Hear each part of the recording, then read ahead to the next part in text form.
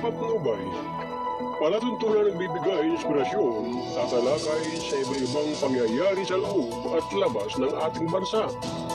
Gagabay sa mga taong nangailangan ng patnubay sa kanilang mga suliranin sa buhay.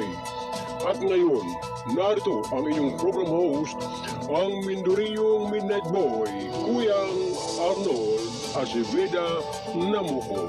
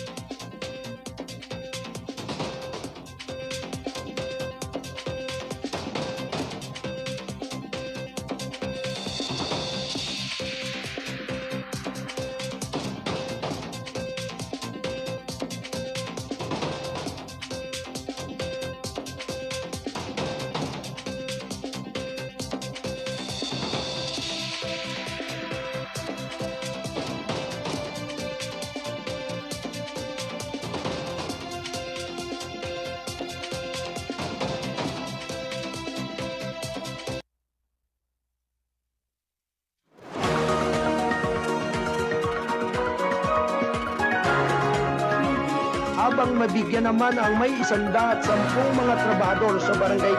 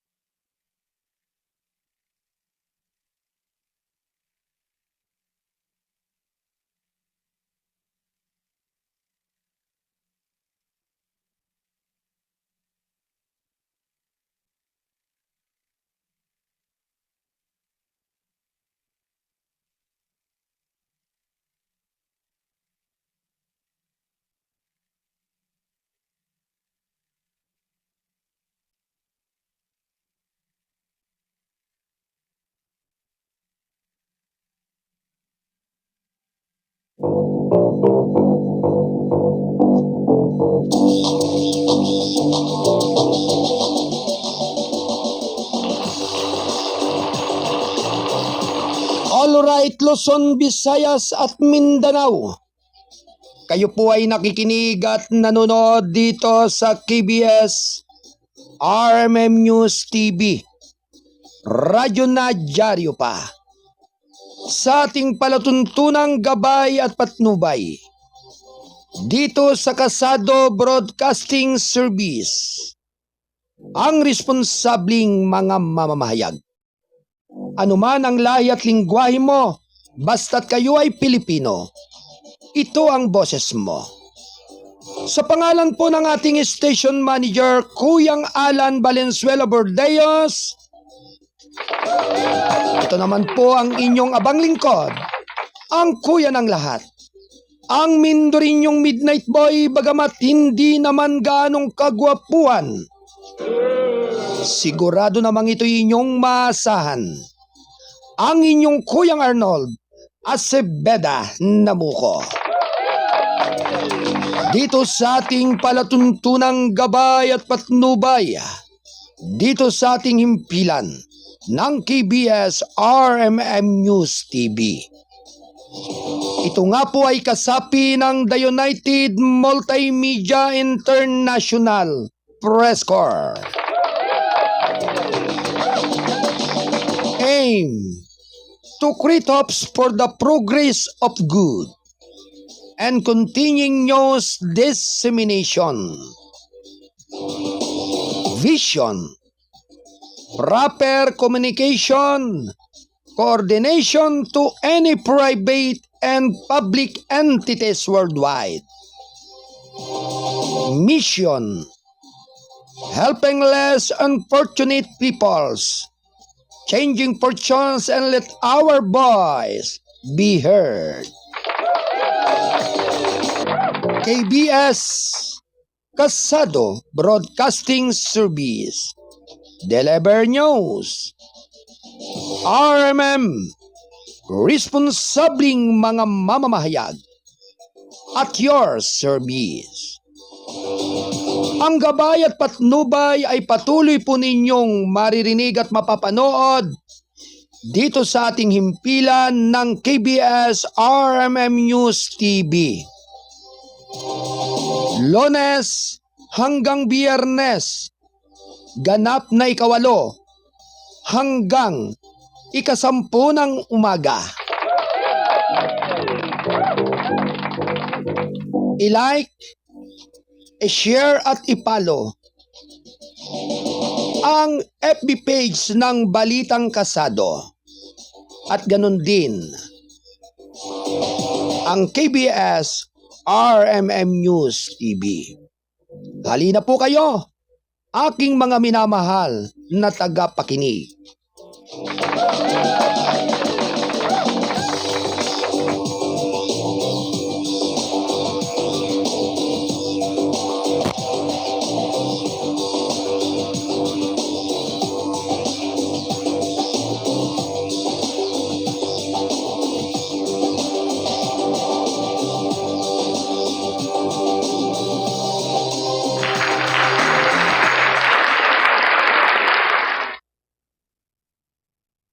Alas 10:03 ng umaga, ito yatid ng Balitang Kasado, ang pahayagang balanse at totoo.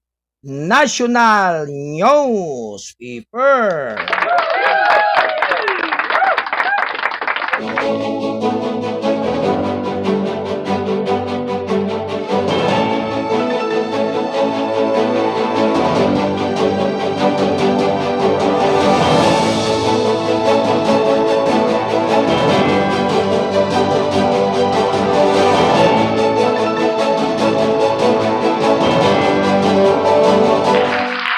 Alright mga kababayan, tuloy-tuloy na po ang ating pagtatanghal ng ating palatuntunang gabay at patnubay dito sa KBS RMM News TV.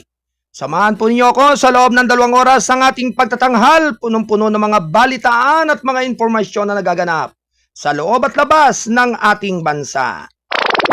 Halina po kayo at ipagpatuloy po natin ang ating pakikinig. At syempre, ngayon po ay February 6, 2025 ng taong kasulukuyan, araw ng Huwebes. Yan.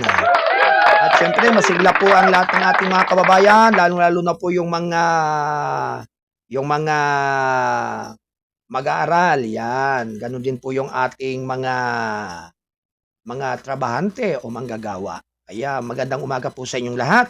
At syempre nga po kanina, inadaanan po natin yung sunod-sunod na pag-inspeksyon ng mga LTO sa mga sasakyan, doon sa mga expired ang rehistro, lisensya, at iba pa na mga violation na hinahanap. Okay, kaya doon, marami po kasi sa mga motorista, lalo na po yung mga motorsingle, yung mga kulurom, walang kaukulang rehistro, kaya marami yung nahuhuli. At siyempre talaga, ang mangyayari po niyan, talagang mai-impound ang inyong motor. Ay siyempre, walang rehistro, walang lisensya, pwede po ba yun? Kaya pag dumarating po yung aksidente, talagang sabi nga'y kawawa naman po yung, sabi nga'y nasaktan at yung talagang nahirapan sa ganong pagkakataon. Kaya sana naman po ay huwag payagan yung pagdadriving ng walang lisensya. Kung may lisensya man, tapos yun namang sinasakyan ay palso na po yung rehistro, useless din. O dili kaya naman yung sasakyan ang rehistrado, yun naman driver ang walang lisensya, o paso na din. Kaya kinakailangan po talagang i-renew nyo po ang lisensya o rehistro ng inyong sasakyan. Para na sa ganon, magkaroon man po ng inspeksyon ng taga-LTO, ay hindi po kayo namang problema at sabi nga'y patago-tago. Kadalasan sa ating mga motorista, pagka palso po yung alinman do sa ating nabanggit, ay talagang pasubok-subok lamang at patago-tago. At yung iba nga po kumakaripas ng takbo, binibirit yung kanilang mga makina para lamang makalayo. Ay kaya doon po minsan sa pagmamadali ay naandyan po, hindi napapansin yung paparating na rumaragas ang sasakyan at yan po nangyayari yung aksidente. Kaya nako, ingat-ingat lamang, mahirap po maging kulurum.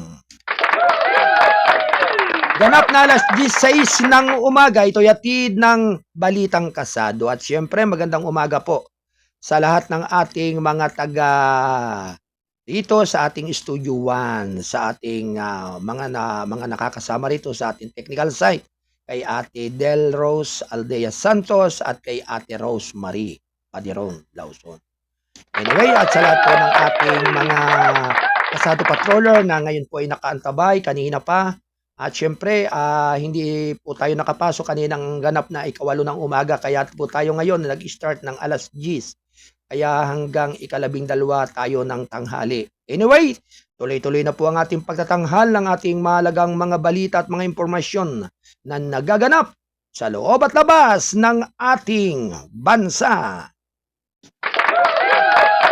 At syempre sa atin pong mga tagapakinig, lagi pong mag-iingat kayo at palaging safe. Safekeeping nga po ang kailangan sa sarili. At uso na naman po yung ubo at sipon. Nangangati yung lalamunan dahil nga po doon sa lamig sa madaling araw at yung mainit sa looban na maghapon.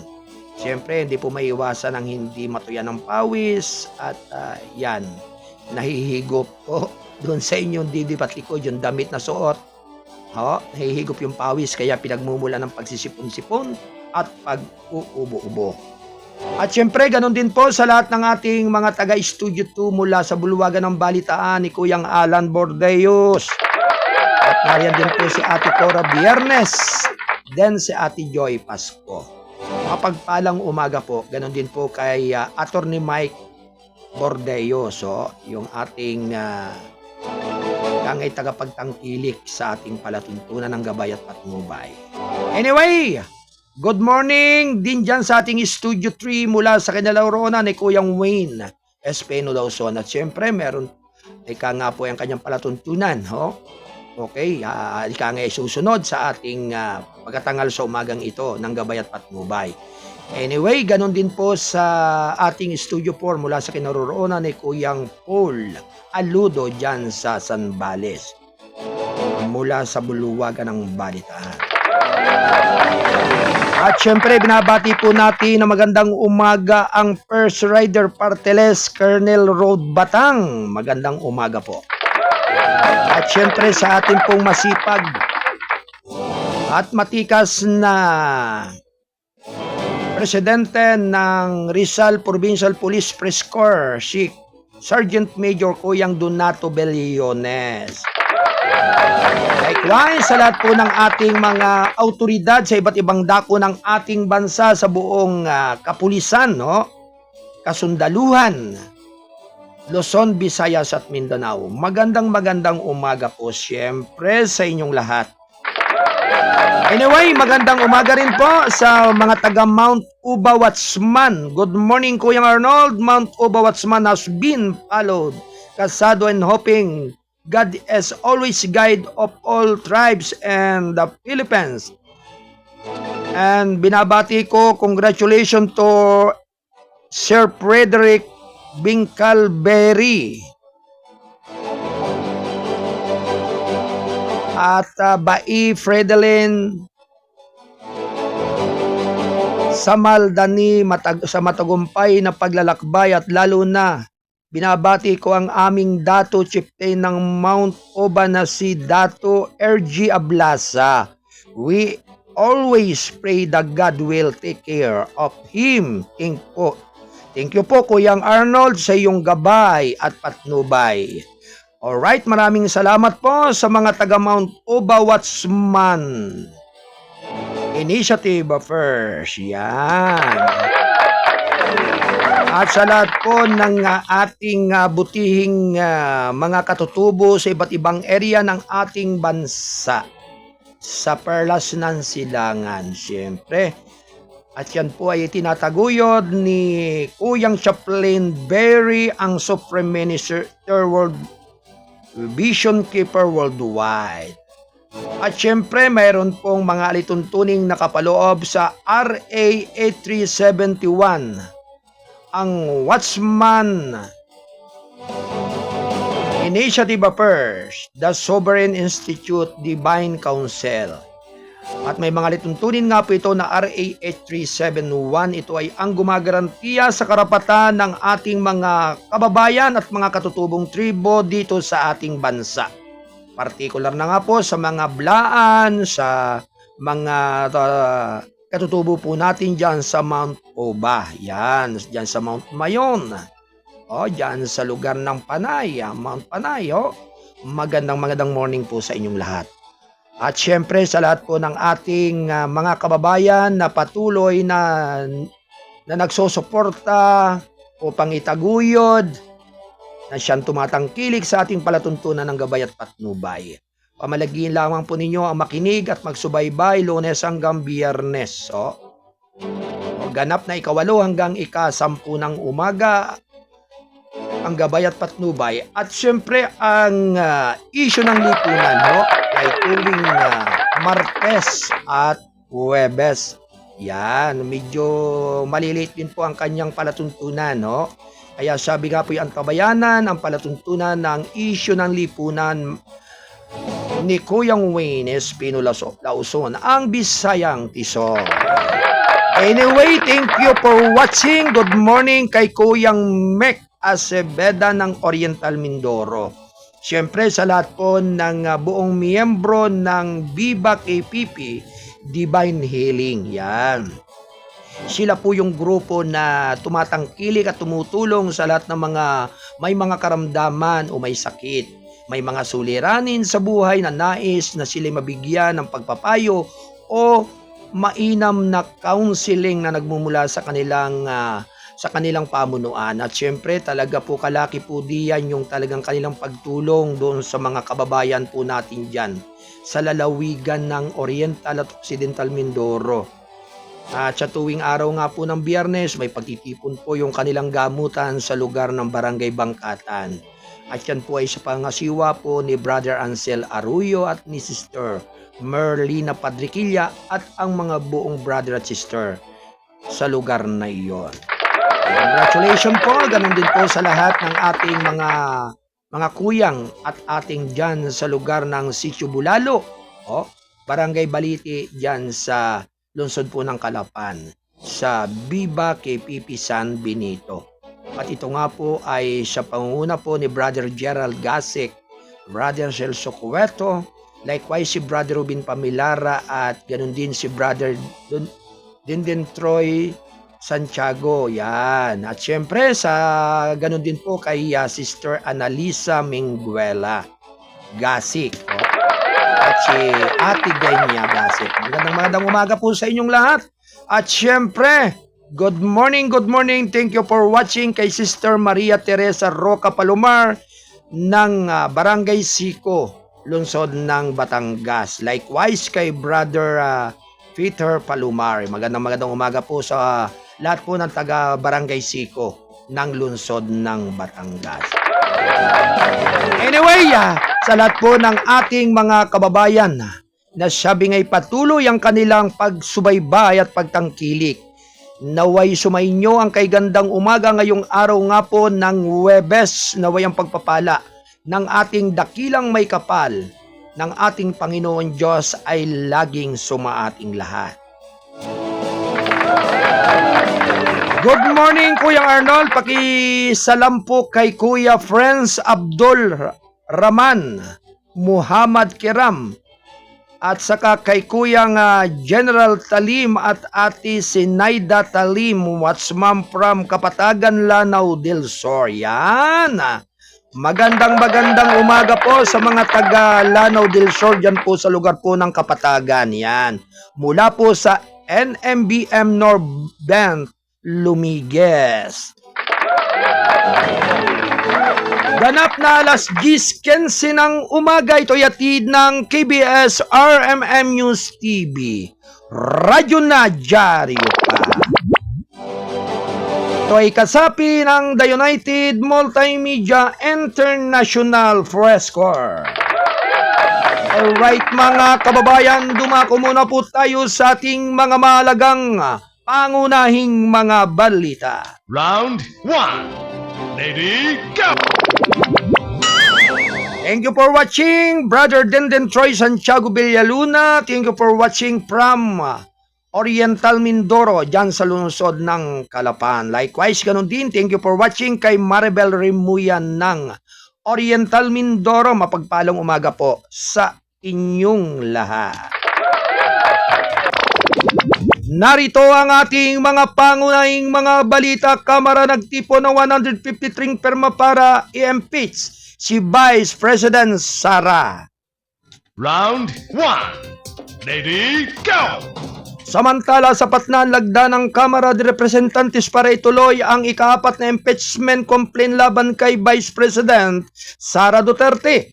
Kinumpirma ng House Secretary General Regina Velasco nitong Miyerkules. Ayon kay Velasco, hindi bababa sa 153 mambabatas ang pumirma sa reklamo na lumampas sa kinakailangang 102 lagda o isang katao o katlon ng pagiging miyembro ng Kamara upang may pasang kaso sa Senado para sa paglilitis. Ayon pa rin kay Velasco, ito ay formal na sa plenaryo. Hinamon ng impeachment si Duterte, anak ni dating Pangulong Rodrigo Duterte, sa gitna ng lumalalang batikos mula sa mga grupo ng oposisyon. Tinawag ni Akbayan Party List Representative Percy Sendanya na nag-endorso ng unang impeachment complaint ang desisyon na isang hakbang tungo sa pagwawakas ng impluwensya ng pamilya Duterte. Malapit na ang expiration date ni Sara Duterte sa kapangyarihan. Ang impeachment na ito ay ang hatol ng mamamayan laban sa matagal ng katiwalian at kawalan ng pananagutan ng mga Duterte. Malinaw ang mensahe, nagtapos na ang panahon ng kawalang kaparusahan at mananagot ang mga mandarambong at ng aapi, sabi ni Sendanya. Ayon pa rin kay Sendanya, patuloy ang laban para sa pananagutan sa itaas ng Kamara. Kailangan ngayong bumangon ang Senado sa okasyon at tugmain ang katapangang ipinamalas ng mga mamamayan at ng Kamara. Ang sambayan ng Pilipino ay nanonood at ang kasaysayan ang naghusga kung tutuparin ng ating mga senador ang kanilang tungkulin konstitusyonal o hahayaan ang political expediency na tumatayo sa daan ng hustisya, sabi ni Sendanya. Pinupuri ng Akbayan First nominee abogado na si Chel Diokno ang impeachment ni Duterte na tinatawag itong testamento na kapangyarihan ng aktibong pagkamamayan. Hindi dapat mag-filter ang Senado niya. Tatayo ba sila sa mga tao pagaganahin ang walang pananagutang deserve ng bansa ng isang Senado na hindi mag-cover? Alas 10:19 ng umaga. Alright, good morning kay First Rider Parteles Colonel Road Batang. Samantala, tuloy-tuloy lamang po ang ating balitaan. Mga Pinoy travelers nag-iingat BS tumaas ng kaso ng impluwensya siya sa Japan. Round 1. Ready, go! Binala na ang mga Pilipinong naninirahan at naglalakbay sa Japan laban sa pagtaas ng bilang ng mga kaso ng trangkaso doon. Ayon sa advisory na nilabas nitong Miyerkules, pinayuhan din ng Embahada ng Pilipinas ng Japan ang mga turistang Pilipino na mag-abil ng travel insurance kung bibisita. Dahil sa pagtaas sa mga kaso ng impluwensya o sakit na trangkaso sa Japan, hinihikayat po natin ang ating mga kababayan na maging maingat, ang sabi nito. Pinapayuhan din namin ang mga magbibiyahe patungong Japan na kumuha ng travel insurance para sa mga hindi inaasahang pangangailangang medical. Dagdag pa nito, sinabi ng Embahada sa mga Pilipino sa Japan na protektahan ang kanilang sarili sa pamagitan ng pagsusuot ng face mask, lalo na sa mga lugar na masikip at pampublikong sasakyan. Hinimok din ito ang mga Pilipino na maglingkod, manatiling updated sa mga public advisories at manatili sa bahay kung hindi maganda ang pakiramdam o nagdurusa sa sipon. Para sa mga emergency, maaaring tumulong ang mga Pilipino sa Japan sa Embahada ng Pilipinas sa Tokyo sa 080-41928 0917 ang Philippine Consulate General sa Osaka sa 090-4036-7984 at ang Philippine Consulate General sa Nagoya sa 090-6580-6724. Alas 10:21 ng umaga, ito'y hatid ng Balitang Kasado, ang payagang balansi at totoo National Newspaper. Tuloy-tuloy lamang po mga kababayan ng ating pagbabalita, Romualdez. Pinarangalan si Edsel Lagman, isang tunay na statesman. Round 1. Ready, go! Nagbigay pugay si House Speaker Ferdinand Martin Romualdez itong Merkoles sa yumaong Albay Representative Edsel Lagman na pinarangalan siya bilang isang tunay na statesman na nakatuon sa demokrasyang karapatang pantao at progresibong batas. Ngayon nagtitipon tayo hindi lamang para magdalamati sa pagpapasa ng isang mambabatas, kundi parangalan ang buhay na inilaan sa walang humpay na paghahangad ng katarungan, walang patid na pagtatanggol sa demokrasya at walang takot na pagsasagawa ng prinsipyo. Sinabi ni Romualdez sa kanyang eulogy na necrological service sa plenary hall ng House of Representatives. Ang pag-uusap ni Edsel Lagman ay ang pagsasalita ng isang statesman sa pinakatunay na kahulugan ng salita. Siya ay isang taong may malalim na paniniwala, walang takot na tumayo ng mag-isa kapag kinakailangan at hindi nagpapaubaya sa kanyang paniniwala na ang pamamahala ay hindi tungkol sa paglagay sa mga kapangyarihan kundi tungkol sa paglilingkod sa mga walang kapangyarihan. Dagdag pa niya, kailangan na niya ni Lagman na maglingkod sa Kamara de Representantes para sa maraming termino bilang isang matatag na tagapagtaguyod ng karapatang pantao, reproductive health of good governance. Ang kanyang pangalan ay naging kasing kahulugan ng progresibong reforma, karapatang pantao at isang malayang kongreso na nagpapanagot sa kasaysayan hindi lamang sa pagtaas ng politika. Sabi ng leader ng Kamara, bahagya niya na nagtitiis ng legislative legacy ni Lagman ang responsabling parenthood, ang Reproductive Health Act, ang pagtanggal ng death penalty at ang Human Rights Victims Reparation and Recognition Act. Hindi naman sila laging sikat, hindi sila laging madali, pero hindi pumunta sa Kongreso si Edsel Lagman para hingin ang pagsang-ayon ng mga komportabling lumapit siya para pasiglahin ang mga nakalimutan. Romualdez ang nagsabi. Gayunman sinabi ni Romualdez na ang pagunita sa mga tagumpay ni Lagman sa batas ay ang pagsasalaysay lamang ng kalahati sa kanyang kwento. Higit pa si Edsel sa kabuuan ng mga bills na ipinasa niya o sa mga talumpati na kanyang ibinigay, siya ay isang mentor na marami, isang mabangis ngunit magalang na kalaban. At higit sa lahat, isang tao na naunawaan na ang demokrasya ay binuo hindi sa kasunduan kundi sa dialogo. Hindi sa uniformasyon kundi sa hindi pagsang-ayon. Ang sabi niya, tayong mga nananatili sa serbisyo publiko ay makabubuting matuto sa kanyang halimbawa upang debate partially ngunit patas ang hindi sumasang-ayon, ngunit hindi kailanman dehumanize upang hindi kailanman malito ang kapangyarihan sa prinsipyo ni makipagkompromiso sa pagsuko. Huli, sinabi ni Romualdez na ang mga mambabatas ay nasusukat hindi sa bilang ng mga termino ni sa taas ng titulo kundi sa bigat ng mga dahilan na pinili nilang dalhin.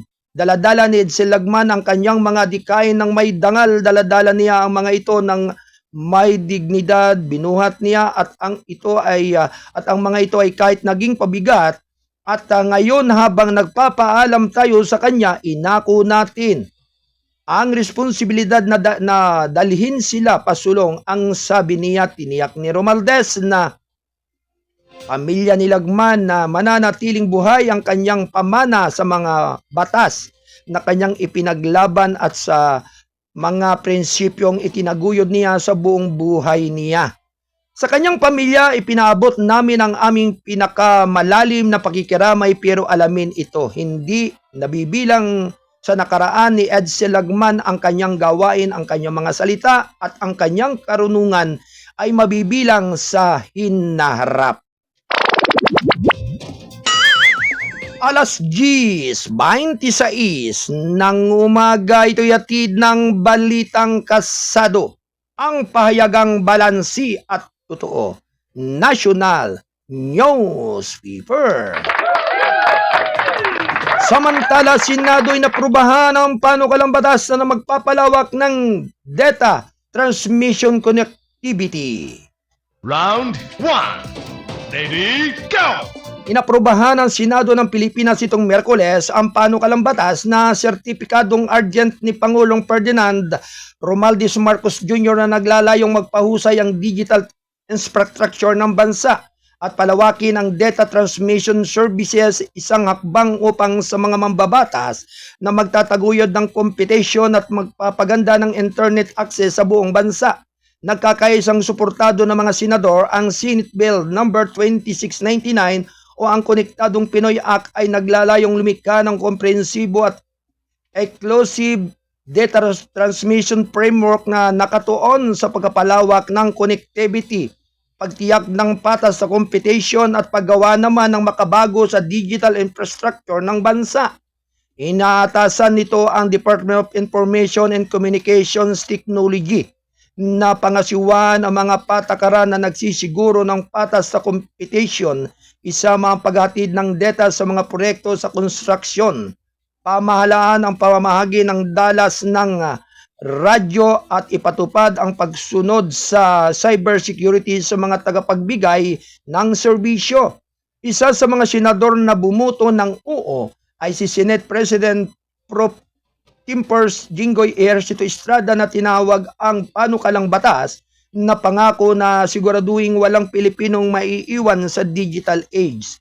Milyon-milyon ang nahihirapan sa mahihinang pagkakakonekta, mataas na gastos sa data at limitadong pag-akses sa mga digital na serbisyo. Ang panukalang batas na ito ay nagbabago na, sabi ni Estrada, na binibigyan diin ang pangangailangan ng pamumuhunan sa fiber optic at satellite technology upang mapalawak ang broadband access sa buong bansa. Nagpahayag din ng suporta si Senador Joel Villanueva, isang co-author at co-sponsor ng panukalang batas, na kinilala ang batas bilang isang milestone sa pagkamit ng digital inclusion. Sa panahon at ang maasahan abot kayang internet access ay isang pangangailangang hindi isang luho.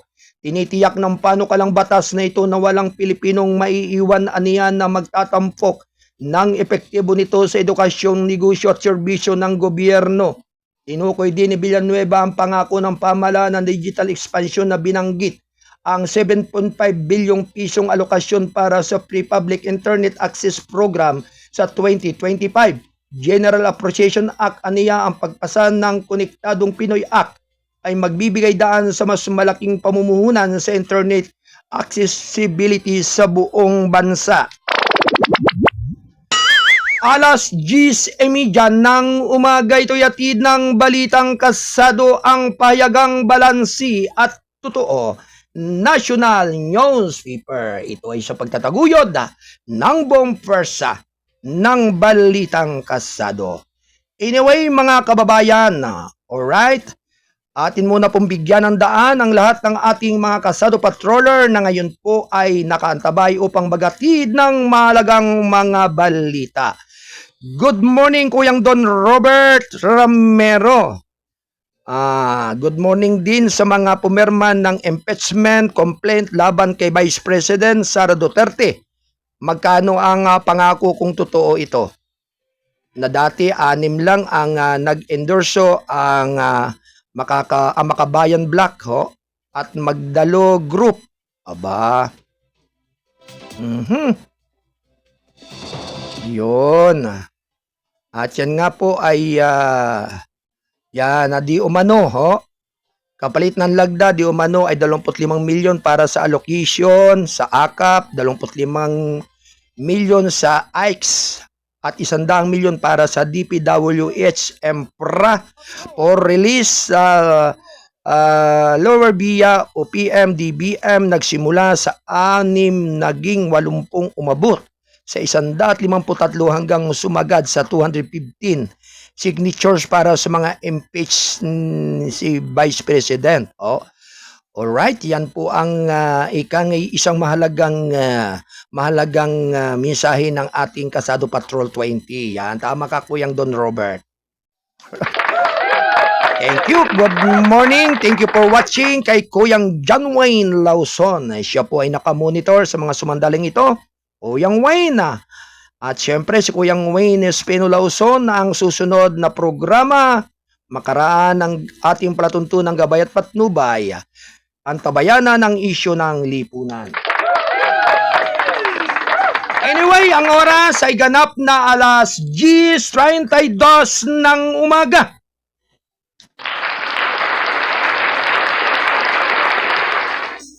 Anyway, nasa linya ang ating mga Kasado Patrol. Unahin po muna natin. Sino ating ang ating unahin dito? Yan, puro gusto lagi una.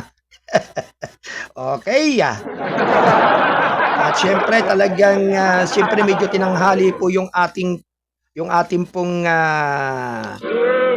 pong palatuntunan, kaya medyo na-late po tayo ng almost 2 oras, kaya medyo po talaga ngayon ay ating pong binabraso na ito para lamang sabi nga'y makarating lamang sa ating mga kababayan ang mga mahalagang mga balita ng ating mga Kasado Patrol na sa ngayon ay nakaantabay upang ihatid ang mahalagang mga balita. Yan. At syempre, unahin po muna natin si Kuyang Don Robert Ramero. Yan, naandyan po siya sa lugar ng National Capital Region. Yan. Alright, Kuyang Don Robert, standby. Report.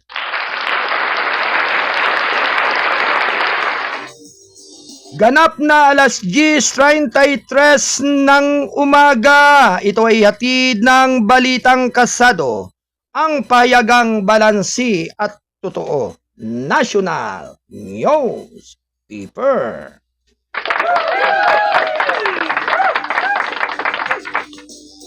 Magandang umaga po sa kay First Rider Perteles, Colonel Road, Batang.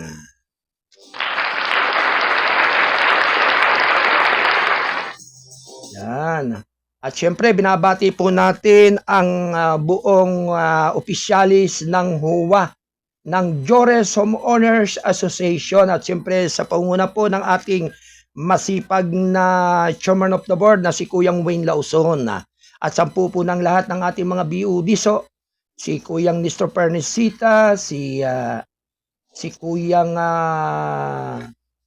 si Kuyang Nestor Pernicita, Kuyang Ricardo Eslita, Kuyang Judy Soyman Jr. Yan, ganon din si Kuyang Edwin Caraog, si Kuyang Ruben Reynas. Yan. At syempre si Kuyang Aga, si Kuyang Julio Agaton. Yan. Magandang umaga po sa inyong lahat, at syempre ganon din kay Kuyang Jason Almanon. Yan.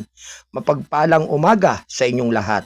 Naway ang kay gandang panahon ay laging manatili dyan sa lugar ng komunidad ng Jores Homeowners Association dyan sa Barangay Pantok, Binangunan, Rizal. Anyway, may pagbabalita. Ito po ay may kinalaman mga kababayan. Commuters ng EDSA bus, carousel tutol sa pagtanggal ng mga bus sa EDSA. Ang detalye ay magmumula sa ating Kasado Patrol 20 mula kay Kuyang Don Robert Ramero. Alright, Kuyang Don, standby report. Patrol report. Kasado Patrol 20, good morning. Sige, iputok mo na yan, Kuyang Don Robert Ramero. Yes, kulang assault mga kaibigan, tutol ang mga commuters na tanggalin ang bus carousel busway sa EDSA dahil mahirapan lamang ang mga pasahero sa mahabang pila sa MRT station. Ito ay matapos i-rekomenda o ihayag ng Department of Transportation sa Malacanang na magdaragdag ng 30% ng mga bagon sa MRT. Dahil sa mungkahi ay inirekomenda na rin ng Metro Manila Development Authority na alisin na ang mga bus carousel sa EDSA at ipagamit sa mga high occupancy vehicles na may sakay na 3 pataas na pasahero. Dagdag pa ni MMD Chairman Romando Arbis Jr. na para mabawasan ang traffic sa EDSA ay tuluyan ng alisin ang mga bus na bumabiyahe na ibig sabihin ay patay na ang operasyon ng mga bus sa EDSA. Bagaman ito'y rekomendasyon pa lamang ay umani na ng negatibong feedback ang Metro Manila Development Authority sa mga dito sa mga commuters na sumasakay sa bus carousel na bumabiyahe sa EDSA. Mula sa National Capital Region, Patrol 20 Don Robert Ramiro para sa gabay at patnubay ng TBS RMN News. Diyan na, TV pa. Alright, maraming salamat sa pag-uulat ng ating Kasado Patrol 20 mula dyan sa National Capital Region, Kuyang Don Robert Ramiro. Thank you, Kuyang Don! Samantala, dakuan po naman natin ang sunod-sunod na pag-uulat mula sa ating Kasado Patrol 47. Mula naman po dyan sa area at lugar ng Rizal. Nandyan po si Kuyang Dantor. Kasado Patrol 47, Kuyang Dantor Velez. Ito po ay may kinalaman, 3 babae sa magkahiwalay na drug buy bus operation ng druga arestado dyan sa lalawigan ng Rizal. Ng Rizal PNP, ang detalye ay manggagaling kay Kasado Patrol 47. Alright, Kuyang Don, Kuyang Dantor. Good morning. Yes, Kuya Arnold, mukhang hindi ko nakikita sa FB yung live. Ano nangyari? Aywan ko, Kuyang, baka nasa sa iyong problema sa iyong unit. Pakihanap po, pakihanap po na andyan lamang. Siguro baka medyo nasa tabi lang. Okay. Pero okay naman. Okay, sige, go. Potok mo na, Kuyang Don, ang iyong balita. Kuyang Dan. Magkatunog kayo ni Kuyang Don Robert, Kuyang Dan, Torveles. Yes, sa dalawang maghiwalay na pinalakas na kampanya, itong operasyon laban sa pinagbabawal na droga, mas kilalang Shabu, Kuya Arnold. Sa bayan ng Binangonan sa Rizal, ang sinasabing itong drug by bus operation ng Rizal PNP Binangonan Police na sa may along Manila East Road ng Barangay Pantok sa nasabing bayan, dakong alas 11 ng gabi, ng sa naturang drug by bus operation na dito sa mga otoridad nang matunugan ang mga suspect na sinasabing bintahan sa nasabing droga sa lugar na di umano'y ay ang mga suspect sa bayan sa Binangonan ay itong ang kinilala ng Binangonan Rizal PNP. Ang mga suspect na sila alias Lisa, 33 anyos at ito si alias Risa, 33 anyos, residente ng Dasmariñas City, Cavite. Ito, Kuya Arnold. Dumayog tayo dyan sa Binangonan para magbinta lamang. Nasamsamsan ng mga autoridad mula sa suspect ang 4 na pakiti na umano hinihinalang Shabu. Medyo malagalag ito. At ito ay nasa humigit kumulang na 30.69 grams. At ito ay nagkakalaga na ito ng 208,692 pesos. Samantala sa lugar na pa rin ng Binangonan sa Rizal, huli itong arestado ang 2 ng suspect na babae na ito ay mahuli ng Binangonan Police sa parehong aktibidades sa illegal na bintahan na pinagbabawal ng droga sa lugar ng sa Binangunan, sa Rizal, makaraan ito ay pagbintahan ang isang nagpanggap na pusher buyer na pulis dahilan ito ay pagkakaresto sa dalawang suspek na kinilala ng mga otoridad na sina alias Grace, 32 anyos, alias Andrea, 20 anyos, at kapwa residente ng barangay Kalumpang sa bayan ng Binangunan sa Rizal. At nasamsam sa kanila nitong mga otoridad mula sa mga suspek ang 6 naman na umano'y pakiting hinihinalang shabu na may timbang humigit kumulang 50.37 grams at nagkakalaga naman ito ng 342,516 pesos. Ang mga arestado suspect ay kinasuhan nito ng kanilang paglabag sa illegal na droga, Republic Act 9165 of Comprehensive Dangerous Drug Act of 2002 at nagpakakulong na ang mga suspect sa Binangunan PNP Custodial na pasilidad. Ito ay sa mayroon itong pananagutan sa korte ang ito'y umano pagkakasala sa illegal na droga na mas kilalang Shabu Kayang Arnold.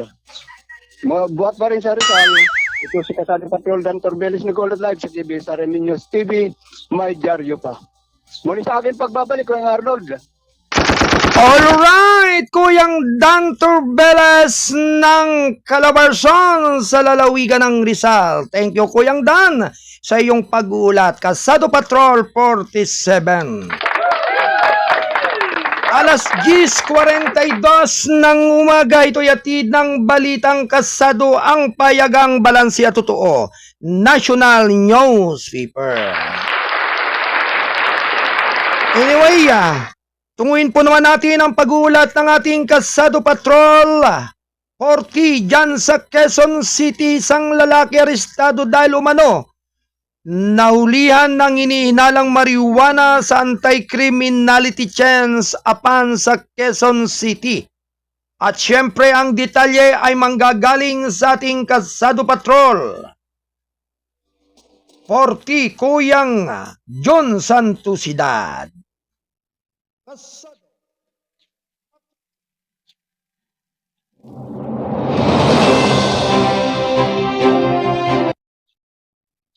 Kasado Patrol Report. Alas 10:43 nasa pag-uulat ang ating Kasado Patrol 40 mula pa rin dyan sa Quezon City. Alright, Kuyang John Santusidad, good morning. Alright, iputok mo na yan. Yes, good morning. Kasama ko Kuya Arnold. Arestado ang isang lalaki matapos nahulihan ng isang piraso plastic kasi ng hinalang marijuana nang nagpatrolya ang mga TMRU ng kapulisan ng Station 14 Police Spirit, Quezon City kahapon ng hapon. Ayon sa mga kapulisan, habang sila nagpatrolya para sa anti-criminality chance apan at nakita nila ang isang lalaki ng kahihinalaang kilos. Ang isang lalaki nang nilapitan nila ay may dalang ng isang piraso na plastic sasit ng hinalang marijuana. Nakilala ang suspect na si Michael Tintino, 27 anyos, taong gulang. Standby, walang trabaho. Residente ng Barangay Holy Spirit, Quezon City. Ayon sa salaysay ng suspect na aking na-interview ay hindi gumagamit ng shabu at marijuana at nagbibinta lang daw siya. Nangyari ang nasabing anti-criminality chat apan sa area ng St. Anthony Street, Barangay Holy Spirit, Quezon City. Mandatory witness Kagawad Winston Ibanez, Barangay Officer, Barangay Holy Spirit, Quezon City. Samantala, Kuya Arnold, timbog naman kagabi ang dalawang lalaki sa bypass operation ng mga Drug Enforcement Unit, Station 6, Batasan Hills, Quezon City. Kilala ang mga suspect sina Erickson Fernandez, 23 anyos, at Romnick Tamayo, 40 anyos. Ang mga suspect kapwa residente ng Barangay Commonwealth, Quezon City. Nangyari ang nasabing bypass suppression sa kahabaan ng IBP Road, Barangay Commonwealth. Nakupiskan naman ng mga operatiba mula sa suspect. Ang nasabing hinalang shabu, 4 pirasong plastic sa seat ng hinalang shabu, isang cellphone, isang coin purse, at 300 pesos bilang bypass money. Mandatory witness, Barangay Kagawad, Elmer Buena. Mula dito sa Quezon City, ako si John Santos Dad, Kasado Patrol 14, nag-uulat gabay at patnubay ng KBS Arim News, dyaryo na, TV pa. Balik to you. Alright, maraming salamat sa pag-uulat ng ating Kasado Patrol 14 mula pa rin dyan sa Quezon City, Kuyang John Santosida. Thank you, Kuyang John. Samantala ang oras ay ganap na alas 10:47 ng umaga. Alright mga kababayan, mula sa lalawigan ng Rizal, tumungo naman po tayo sa lugar at area ng lungsod ng Marikina. Naroon po si Kasado Patrol 47, Kuyang Dan Torbeles. Mula po dyan si area na isang kongresista, dyan sa Marikina na isang kongresista ng Distrito Lungsod, nanganganib para sa pagka-mayor dahil sa pagperma sa impeachment sa pangalawang Pangulo. Ang detalye ay manggagaling sa ating Kasado Patrol 47. Kasado Patrol Report. Alright, Kuyang Dan Turbelas, good morning muli. Yes, magandang muli Kuya Arnold sa akin pagbabalik. Umano'y may posibilidad na maunsyami ang pagtakbo ng sa Marikina, ito si Congresswoman First District Maanchidoro bilang pagka-mayor. Ito ay makaraan makasama sa 153 kongresista, ito si Teodoro, na pumirma pabor sa impeachment ni dito kay Vice President Sara Duterte. Layunin umano na ang hakbang na umano'y pananagutan ng Vice President o itong pangalawang Pangulo umano ay sa ibang kontrobersyal tulad ng confidential fund ng Office of Vice President. Samantala, nauna na sinabi naman ni President BBM Bongbong Marcos Jr. na ang impeachment move ay isang pagsasayang lamang ito ng panahon. Oras ayon pa ng Presidente Marcos Jr., this is not important. This does not make a difference to even one single Filipino life. So why waste time on it, wika ng Pangulo? Na at paniniwala naman ng ilang national government organization o NGO bibitiw ng suporta sa mayorya.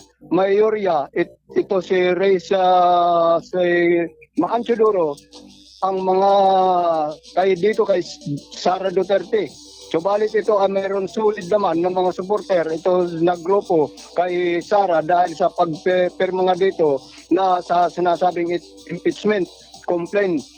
Ito dito kay Vice President sa pangalawang Pangulo. Dakong hapon na ito nang nangyari na ito nga ay mukhang hindi na umabot ito sa Senado.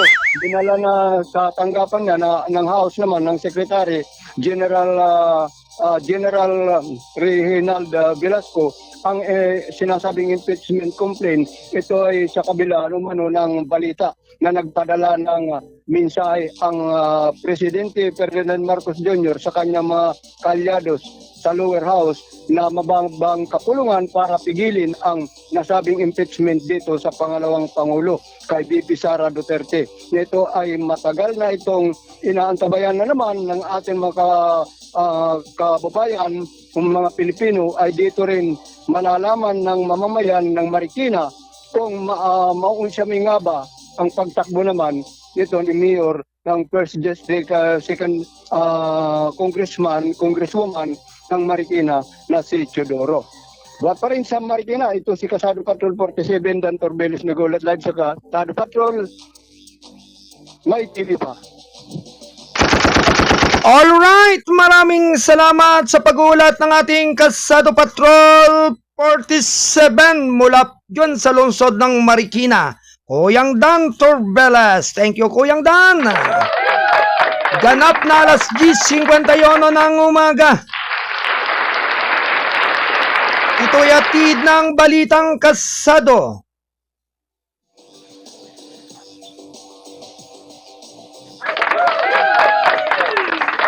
Samantala, tuloy-tuloy lamang po ang ating balitan.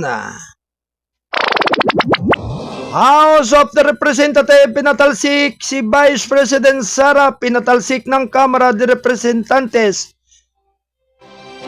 Round 1. Ready, go! Nitong Miyerkules, si Vice President Sara Duterte agad na ipinadala ang reklamo sa Senado kung saan mahigit 200 mambabatas ang sumuporta sa akbang na ito. Sa plenaryo, sinabi ni Secretary General Reginald Velasco na hindi bababa sa 215 miyembro ng Kamara ang nag-verify sa nanumpa sa kanyang harapan bilang suporta sa kaapat na impeachment complaint. Ayon pa rin kay House Majority Leader Manix Dalipi, lumampas ang bilang ng mga endorser na 1/3 threshold of kinakailangan sa ilalim ng Constitution at House rules sa impeachment proceedings.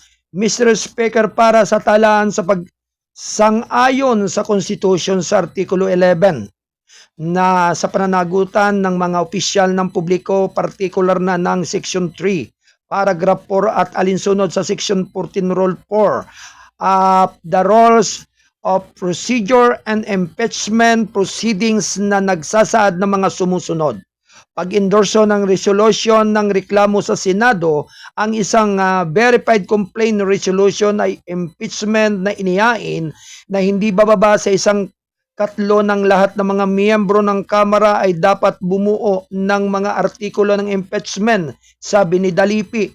At consistent sa rules natin, i-move na agad ang Secretary General na i-endorso ang ganon din sa Senado, dagdag pa niya. Inaprubahan ni Speaker Martin Romualdez ang motion na ipasa sa Senado ang impeachment complaint. May motion na ipag-utos sa Secretary General na agad na i-endorse sa Senado ang impeachment complaint dahil sa mahigit 1/3 ng pagiging miyembro ng Kamara o kabuang 215 miyembro may pagtutol ba walang naririnig ang upuan. Inaprubahan ang motion. Ang kalihim general ay ganoon kadirekta, sabi ni Romualdez. Sa pag-aproba ng plenaryo, opisyal na ngayon ang impeachment complaint sa Senado kung saan isinasagawa ang pagliliti, samantala ang 3 pang impeachment complaint na isinampalaban kay Duterte noong nakaraang Disyembre ay i-archive ayon sa pamunuan ng Kamara. Nagtalaga rin ang Kamara ng 11 miyembro na nagsisilbing prosecutors sa impeachment trial na sina Representative Gerbel Jenke Beatrix Luistro, Representative Romeo Acop, Representative Ramon Rodrigo Gutierrez, Representative Joel Chua, Representative Joel Angelo Gil Bongalon, Representative Gloria Ancharon, Representative Marcelino Libanan at Representative Arnan Panaligan, Representative Isabel Maria Zamora, Representative Lawrence Defensor, Representative Jonathan Kate Flores. Ang impeachment complaint laban kay Duterte ay umiikot sa 6 na malalaking aligasyon at bawat isa ay nakaugnay at mga umano'y paglabag sa 1987 Constitution, Anti-Graft and Corrupt Practices Act at iba pang batas. Isa sa mga pinapahamak na akusasyon ay ang umano'y balak ni Duterte na patayin sina Pangulong Ferdinand Romualdez Marcos Jr. at First Lady Lisa Araneta Marcos, at ganun din si Romualdez. Nagpresenta ng ebidensya ang mga House Investigator ng Public Admission ni Duterte kung saan umano ay nag-hire siya ng assassin para patayin ang mga top government leaders. Nauna na rin nagsalita si Duterte tungkol sa pag-i-imagine na pagpuputol ng ulo ng Pangulo, mga pahayag na nag-uudyok sa mga alalahanin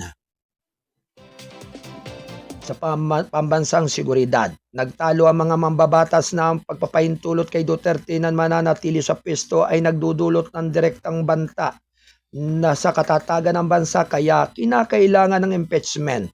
Si Duterte ay inakusahan ng maling paggamit at illegal na paggastos ng 612.5 milyong pisong confidential funds noong siya ay nanunungkulan bilang Vice Presidente at Department of Education Secretary. Natagpuan ng mga investigator ang 254.8 milyong pisong questionabling disbursement sa ilalim ng Office of the Vice President na nauugnay sa 1,322 fictitious beneficiaries na walang birth record at 43.2 milyong piso sa umano'y ghost transaksyon na inasangkutan ng 405 piking pangalan sa ilalim ng DepEd Confidential Fund.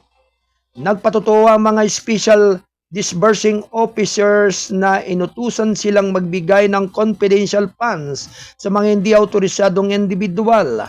Ang mga taasang pinansyal na irregularidad na ito ay bumubuo ng technical na malversation graph at katiwalian na bumubuo ng isang malakas na kaso para sa impeachment.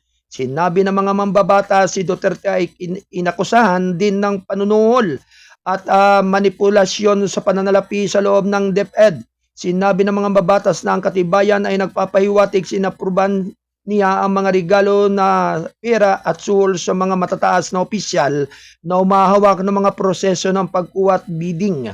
Kabilang na mga sangkot ay sina dating DepEd Undersecretary Gloria Jumamel Mercado, miyembro ng Bids and Awards Committee na si Reste Osias, DepEd Chief Accountant Rona Catalan at SDO Edward Paharda. Lumabas pa sa investigasyon na tinangka ng abogadong si Reynold Monsayak, dating spokesperson ni Duterte, na iring ang DepEd Computerization Program pabor sa mga preferred contractor isan. Alas 10:58 ng umaga. Antabayanan ang susunod na palatuntunan ng isyu ng lipunan ni Kuyang Wayne Espino Lawson. Samantala, tuloy-tuloy lamang ang ating balitaan. Nilinaw ang mga panahon para sa pag-file ng bat refund claims. Round 1. Ready, go! Nilinaw ng Supreme Court nitong Miyerkules ng prescriptive periods para sa paghahain ng value-added tax refund claims sa Bureau of Internal Revenue. Sa desisyon ng ikatlong division ng tribunal, ipinasiya ng SC na para sa VAT refund claims na inihain bago ang Hunyo 11, 2014 ang 120 araw na panahon para sa BIR upang maresolba ang claim ay nagsisimula kapag natutukoy ng taxpayer na kompleto na ang pagsusumiti nito ng mga dokumento. Ang kaso ay kinasangkutan ng Dole Ship Management Philippines Corporation na humihingi ng refund o credit ng unutilized input VAT para sa 2012. Nagaya ng Dole ng administrative claims nito sa BIR noong Marso 31, 2014 at nagsumiti ng karagdagang mga suportang dokumento noong Hulyo 28, 2014. Nakasaad sa Section 112 ng 1997 Tax Code na may 120 araw ang BIR mula sa pagsusumiti ng kompletong dokumento ng taxpayer para makapagdesisyon sa administrative claim. Sakaling itanggi o hindi aksyon ng BIR ang claim na may 30 araw ng taxpayer para magsampa ng judicial claim sa court at tax appeals. Ito ay tinatawag na 120 plus 30 araw na panuntunan. Nakasaad na pa sa BIR Memorandum Circular 49-2003 na para sa mga nakabinbing claim na may hindi kompletong dokumento, may 30 araw ang taxpayer para isumiti sa Bureau ang mga kinakailangang dokumento maliban kung bibigyan ng extension dahil hindi kumikilos ang BIR sa paghahabol ng kumpanya sa loob ng 120 araw mula pagsusumite ng mga karagdagang dokumento. Naghahay ng DOLE ng judicial claim sa CTI noong Disyembre 2023 ng noong taong 2014. Iginiit pa rin ng BIR na huli nang maghain ng judicial claim ang DOLE na nagsabing nagsimula ang 120 araw na panahon na maghain ng DOLE ng administrative claim sa ahensya noong Marso 31 noong taong 2014. Hindi nagsumite nito ang mga karagdagang dokumento noong Hulyo 28, 2014 dahil dito hanggang September 25 noong taong 2014 lamang ang DOLE para maghain ng claim nito sa CTA, sabi ng BIR. Hinatwiran din ng BIR na kahit nagsimula ang 120 araw na panahon nang magsumite sa karagdagang dokumento, ang taxpayer 30 araw lamang ang naibigay ng DOLE mula nang maghain ito ng claim sa na magsumite ng anumang karagdagang impormasyon ayon pa rin sa nakasaad sa RMC 49-2003. Ang deadline na ito ay sana ay Abril 30, 2014 dahil dito ang karagdagang pagsusumite ng DOLE noong Hulyo 28, 2014 ay itinuturing ding huli. Parihong nagdesisyon ang CTA at SC pabor sa DOLE na nagsasabing nagsimula ang 120 araw na panahon para sa BIR upang magpasiya ang paghahabol hindi nang una itong maghain ng claim noong Marso 31, 2014 kundi noong Hulyo 28, 2014 nang magsumite ito ng karagdagang mga dokumento. Binigyan din ng SC na ang 120 araw na panahon ay naglalayong makinabang ang mga taxpayers sa pamagitan ng pagtiyak na aaksyonan ang BIR ang claim nito. Sa makatuwid, ang magbabayad ng buwis ay magpapasya kung akalain kung kailan kompleto ang lahat ng mga dokumento upang simula ng 120 araw na panahon. Mas maaga ang pagproseso ng refund ng taxpayer, mas maaga itong magagamit para paglaki ng negosyo ng taxpayer, sabi ng korte. Dagdag pa ng SC, ang 30 araw na nagsusumite ng karagdagang dokumento sa ilalim ng RMC 49-2003 ay nalalapat kapag natukoy ng BIR na hindi kumpleto ang isinumite ng taxpayer at hindi kapag kusang nagsumite ng karagdagang dokumento ang taxpayer. Sa kaso ng DOLE, naghain ito ng administrative claim noong Marso 31, 2014, ngunit nagsumite ng karagdagang mga dokumento ng mag-isa noong July 28, 2014 dahil dito nagsumite ang 120 araw na panahon para sa CIR at internal upang ma-resolba ang claim noong Hulyo 28, 2014 dahil sa kawalan ng aksyon ng CIR. Nagkaroon ng doble ng hanggang Disyembre 25, 2014, 30 araw pagkatapos ng 120 araw na panahon upang maghain ng judicial claim dahil dito napapanahong maghain ang DOLE ng claim nito sa CTA noong December 23, 2014 ang sabi ng SC. Gayunpaman sa ilalim ng RMC 54-2014 ay nagpetsang Hulyo 11, 2014 ang mga nagbabayad ng buwis ay kinakailangang magsumite ngayon ng lahat ng kinakailangang dokumento.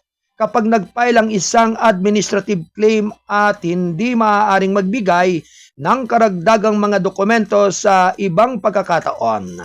Nagdagdag pa rito, pinaikli ng Republic Act No. 10963 na kilala rin bilang Tax Reform for Acceleration and Inclusion Law ang 120 araw na panahon para proseso ng BIR ang VAT refund claim sa 90 araw o 10 araw simula January 1st.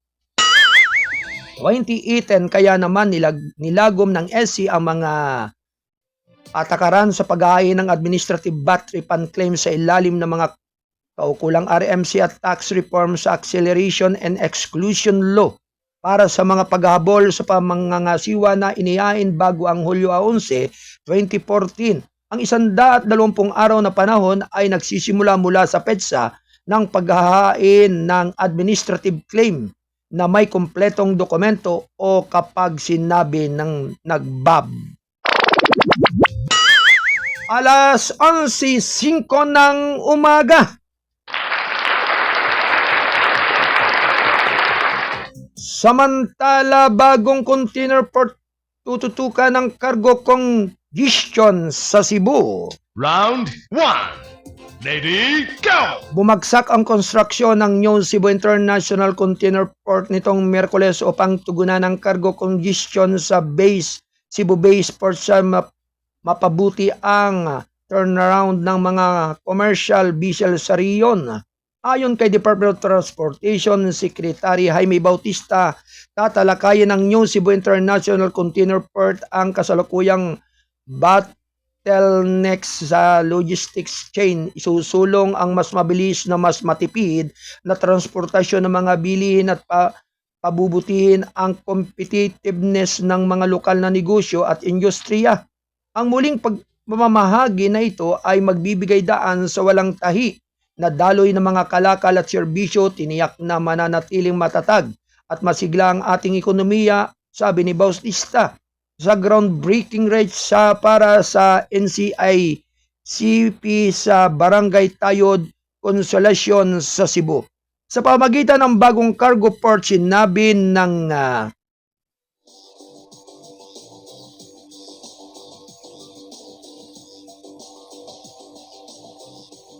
na mababawasan ang mga gastos sa transportation at kasikipan at dagdagan ng kita mula sa mga uupa sa lupa. Ang mga benepisyo ng proyektong ito ay umaabot naman ng malayo sa pisikal na instruktura nito. Inaasahan na makabuo ng isang malawak na hanay ng mga pakikinabang para sa mga gumagamit, ang lokal na komunidad at ang pampublikong sektor. Sabi niya, bukod sa pagtitipid sa gastos, kabilang sa mga benepisyo nito ang paglikha ng trabaho, mas maraming pagkakataon para sa mga lokal na negosyo, pag-unlad ng mga industriya sa rehiyon, pinahusay na competitiveness ng mga lokal na industriya at pagtatatag ng Cebu bilang isang regional logistic hub. Sa kabilang banda, nakikinabang aniya ang pambansa sa lokal na pamahalaan sa pamagitan ng pagtaas ng kita sa buwis at pagtitipid ng environment cost dahil sa mas mahusay na kahusayan sa operasyon. Ang 16.93 bilyong pisong cargo port project ay ipinatutupad sa pamagitan ng Official Development Assistance Scheme mula sa Export-Import Bank of Korea. Sa transaction advisor na International Finance,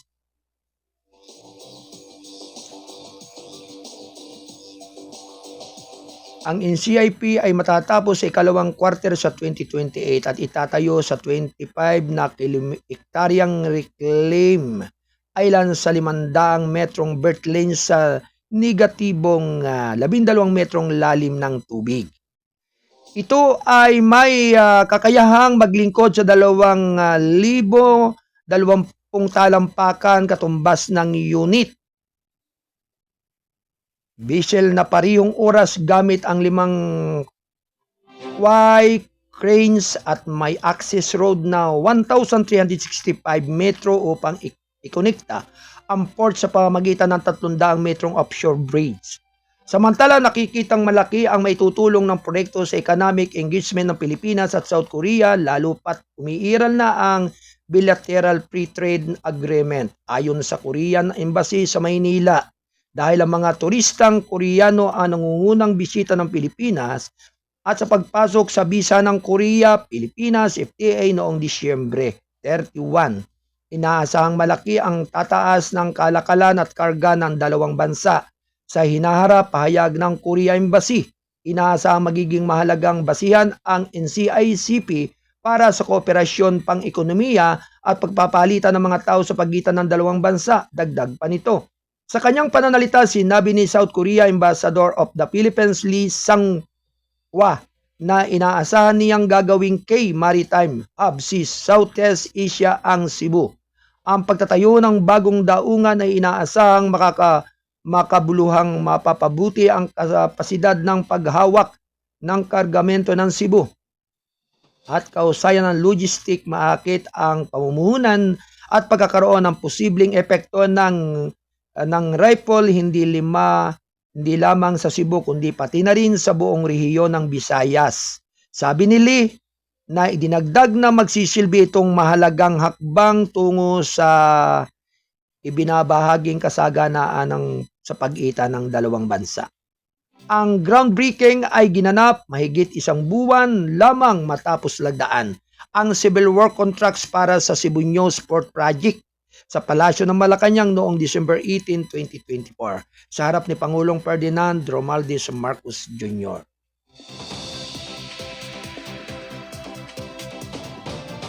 Kapwa nagpasalamat sina Bautista at Cebu Governor Gwendolen Garcia sa patuloy na suporta at kooperasyon ng Korea para sa kaunlaran ng Pilipinas at binigyan diin ang positibong epekto ng proyekto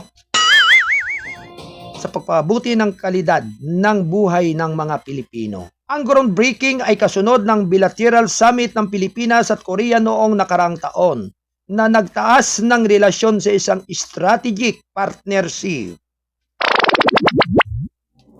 Alas 11:12 ng umaga, ito'y hatid ng KBS RMM News TV dito sa pating palatuntunang Gabay at Patnubay. Ito po ang inyong abang lingkod, Kuyang Arnold Acebeda Namuo. LTO nagbigay ng tulong sa rice delivery truck sa buong bansa.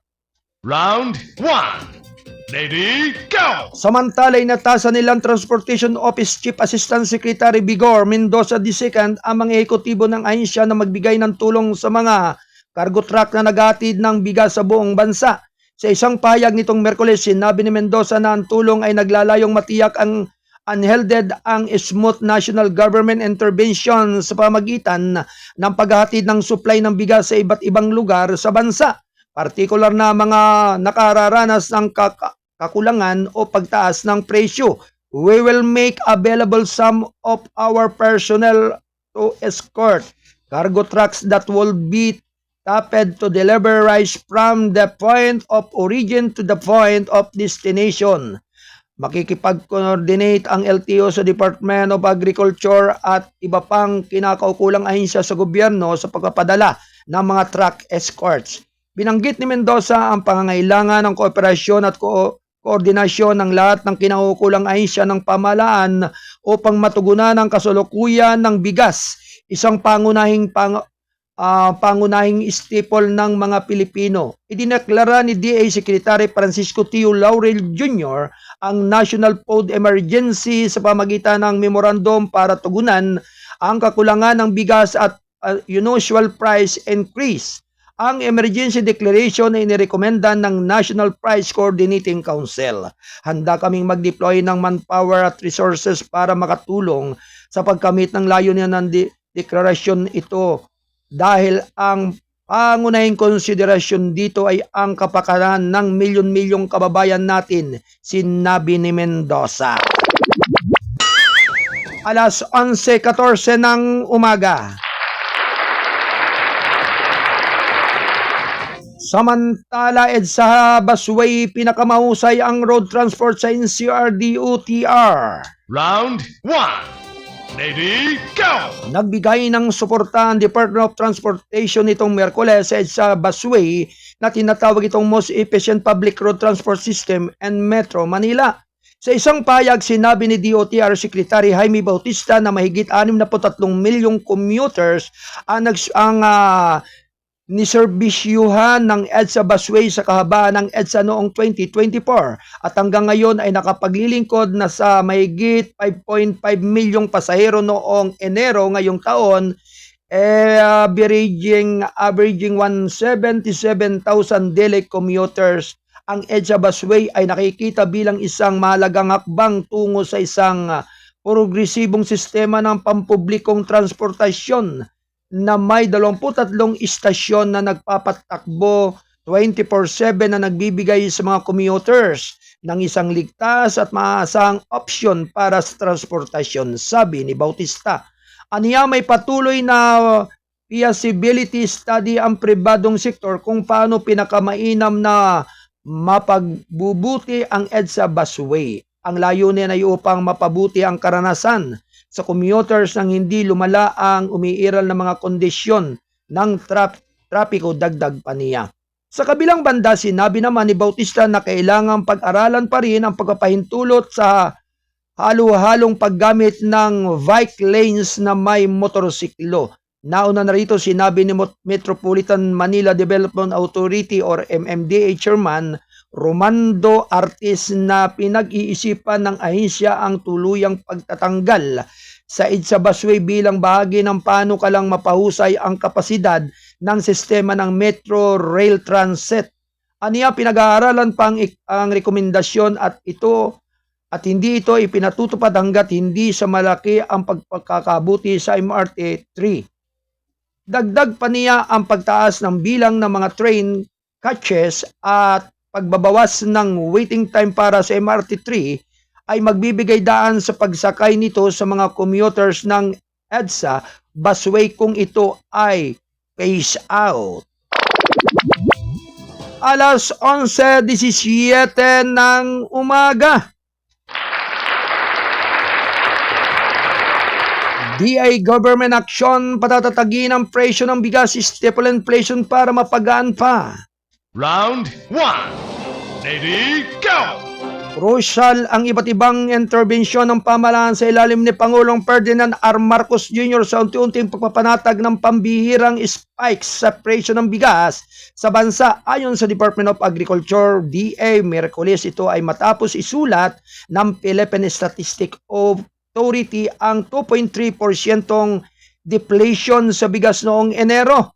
Isang makabuluhang pagbaba mula sa 0.08% noong Disyembre 2024. Sa ilalim ng press conference, sinabi ni DA spokesperson Assistant Secretary Arnel de Mesa na unti-unting na native ang speaking trend ng lumampas sa 4% target rise inflation ng administrasyon mula Hulyo 2023 hanggang Nobyembre 2024. From this strain, iyong epekto ng tariff reduction beginning July 8 cause dahan-dahan na pagbaba iyong pagbaba niya hindi ganun kabilis kumpara doon sa itinaas. That's why mayroon pa rin tayong declaration ng food security emergency. Aniya na tumutukoy sa tariff education mula 35% hanggang 15% sa imported rice. Nabanggit pa rin ni De Mesa na mula sa mahigit 20% antas ang inflation ng bigas mula Enero hanggang Hulyo ng nakaraang taon. Nakatulong din ang pagbabawas ng taripa upang mapagaan ang presyo ng staple na bumaba sa 14.7% noong Agosto 2024, 5.7% noong Setyembre, 9.6% noong Oktobre, at 5.1% noong Nobyembre. Sinabi rin niya na ang target ng gobyerno na ang target ay nasa 6 pesos kada kilo hanggang 7 pesos per kilo. Monitor na ang pagbaba ng presyo ng bigas base sa price watch ng DA. We can say na na-reach na iyong 6 pesos to 7 pesos from the level yung peak na sobrang taas ng bigas noong 2023. So now, there's noticeable reduction and sabi niya ang peak rise inflation ay iniulat noong Marso 2024 at 24% na may presyo sa bawat kilo na inangkat sa regular mild rice na mula 48 pesos hanggang 51 pesos. Inangkat na bigas na may mahusay na gilingan mula sa 52 pesos hanggang 54 pesos. Ang imported premium rice mula sa 52 hanggang 65 pesos. Samantala, ang lokal na regular mild at premium ay umaabot na sa pinakamataas na presyo sa 50 pesos kada kilo at 58 pesos kada kilo rin. At 61 pesos kada kilo ayon sa pagkakabanggit. Bukod sa pagbababa ng taripa sa imported rice, itinampok niya ang positibong epekto ng kadiwa ng Pangulo. Rice for all at 29 pesos per gram, gayon din ang pagtatakda ng maximum suggested retail price para sa 5% sa mga sirang imported rice. Samantala, nagbahayag naman ng optimismo si De Mesa na lahat ng interbensyon ng gobyerno ay lalong magpapagaan ng inflation sa mga susunod na buwan.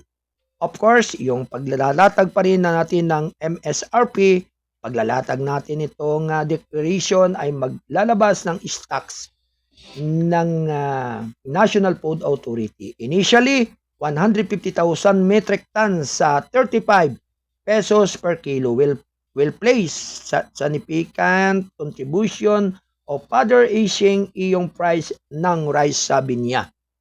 Nauna rito, sinabi ng DA na target nilang maimpluwensyahan ang mga lokal na pamilyan sa pagbaba ng presyo ng bigas na mas malapit sa 41 pesos kada kilo hanggang 45 pesos kada kilong level sa ilalim ng Food Security Emergency.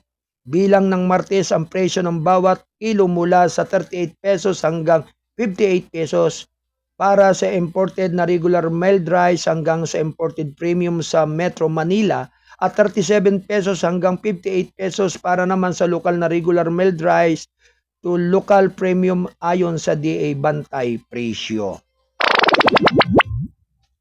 Alas 11:22 ng umaga.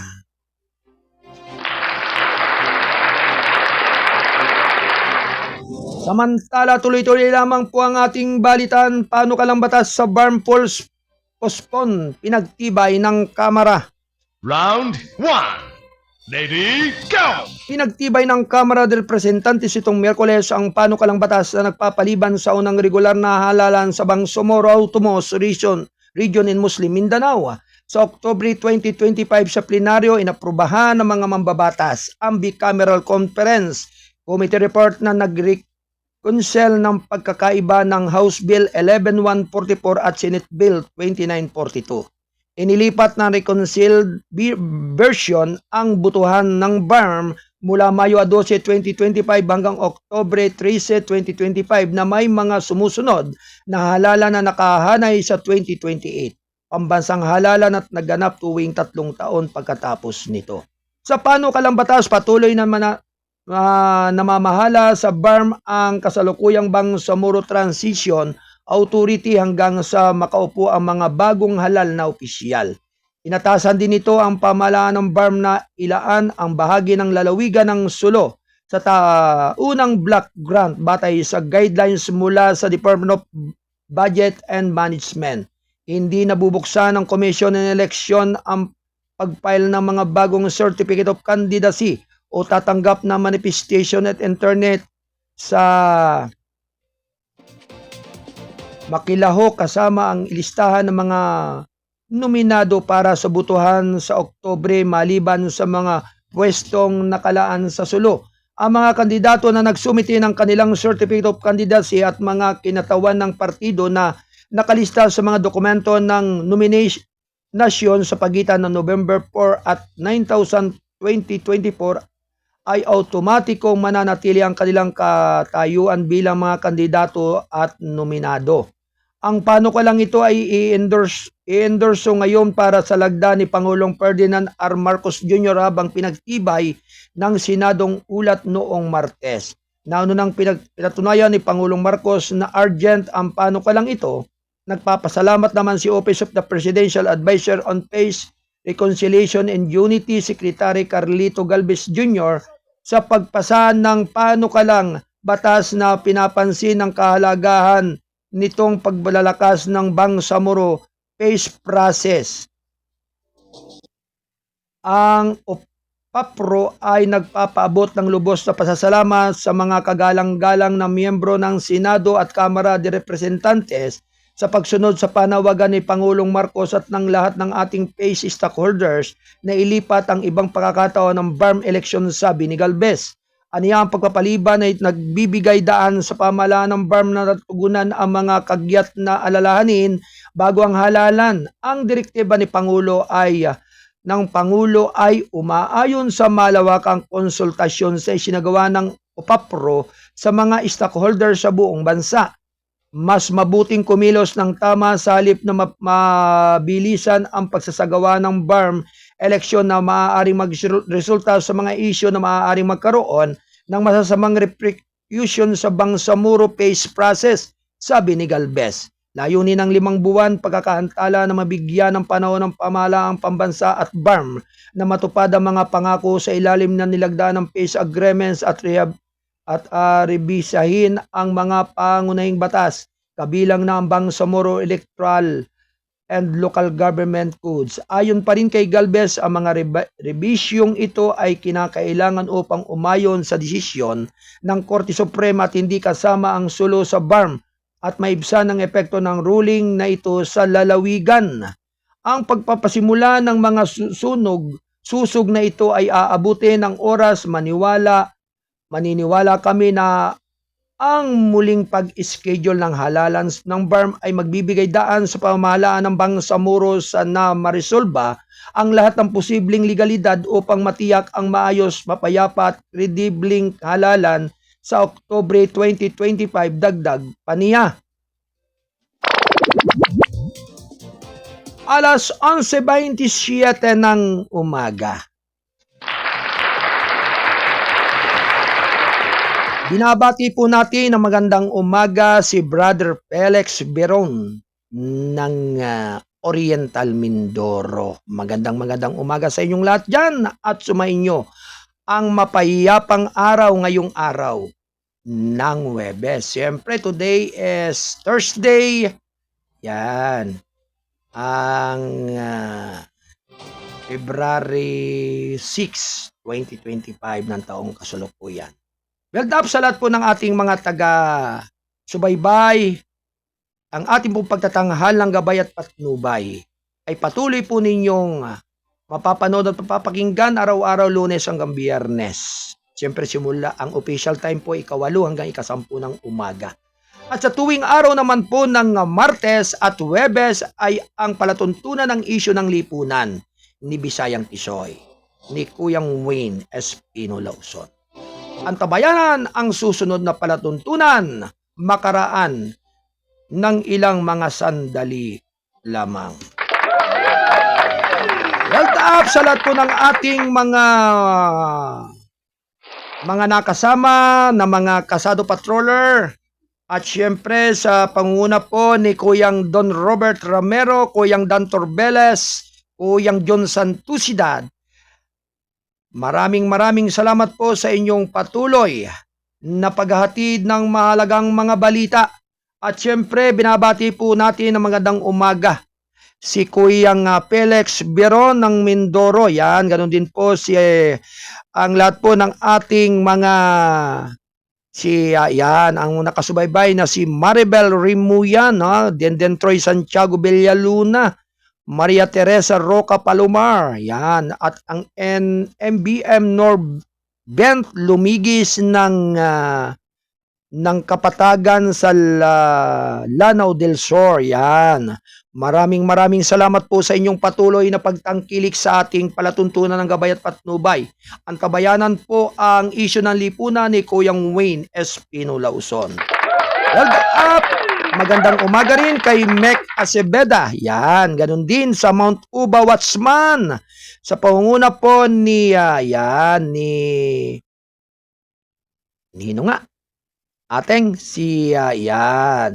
Binabati po dito si Kuyang Frederick Bingcalberry, si Chaplain. At ganoon din po si Ate Bai Fredelin sa Maldane. At siyempre likewise po, magandang umaga rin po kay Dato RG Ablasa ng Mount Oba Watchman.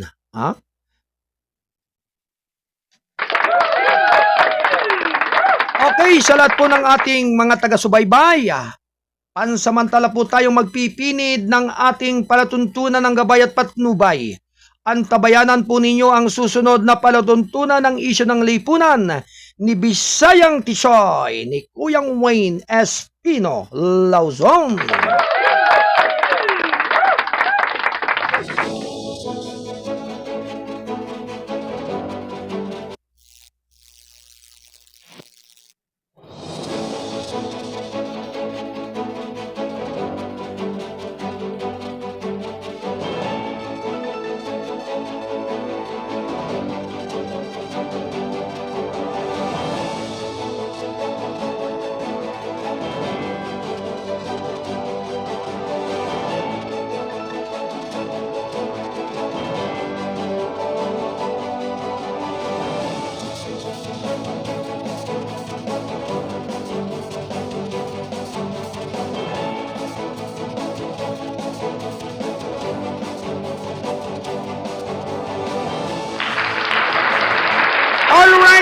kababayan, maraming salamat po sa inyong paggabay at pagsubaybay. Sumigit kumulang na 2 oras ang ating pagtatanghal dito sa Kasado Broadcasting Service, RMM News TV. Radyo na, dyaryo pa. At syempre sa pangalan po ng ating station manager, Kuyang Alan Valenzuela Bordeos, ako naman po ang inyong abang lingkod, ang Mindorinyong Midnight Boy, bagamat hindi naman talaga ganong kagwapuhan. Sigurado namang ito inyong maasahan, ang inyong Kuyang Arnold Acebeda Namuko. Nagpupugay at nagpapasalamat ngayong araw ng Huwebes.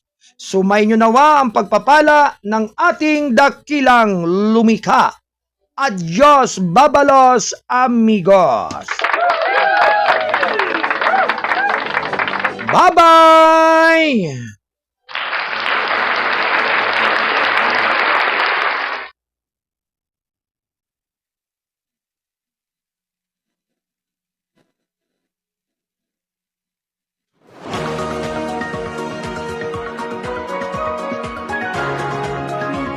Habang mabigyan naman ang may 110 mga trabahador sa barangay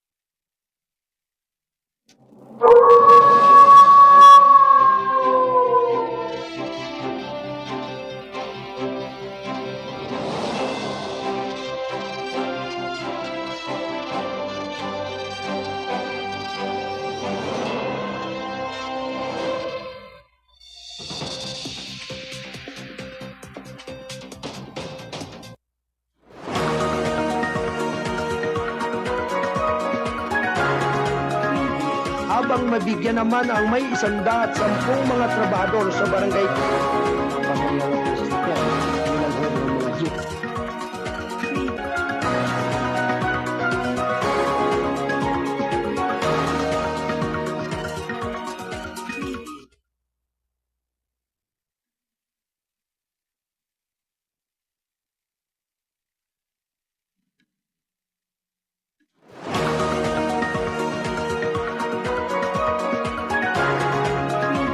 habang mabigyan naman ang may 110 mga trabahador sa barangay